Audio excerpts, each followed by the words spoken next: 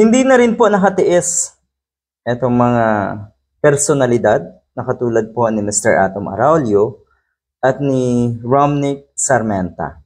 Ito po ay tungkol sa mga pasayaw-sayaw na kung ano ay tila binubulag na itong mga kandidatong ito ang masa, ang mga kababayan natin. Dapat lang, deserve naman talaga na banatan yung mga ganitong klaseng tao. Ito, tignan natin. Ang sabi ni Mr. Atom Araulio, binubulag nila tayo sa kanilang mga song and dance number at sa kanilang mga pagpapakyut. Alala niyo po kung paano magpakyut. Etong si Nabato de la Rosa, Bongo, kasama na rin si Mr. Robin Padilla at syempre nga etong si Philip Salvador.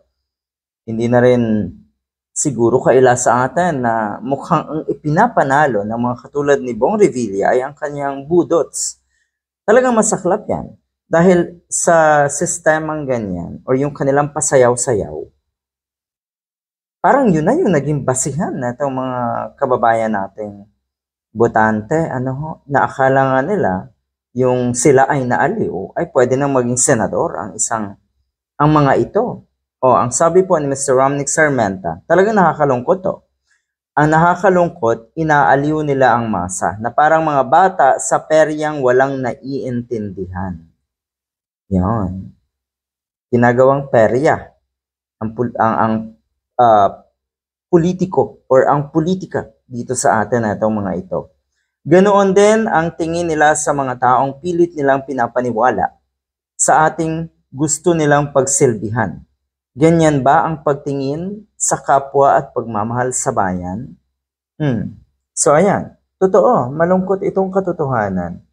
Dahil yung kanilang paraan para makaakit ng mga kababayan natin, yung sinasabing masa, ay yung ganito. Ang masaklap kasi, totoo na walang magagawa, walang nagagawa.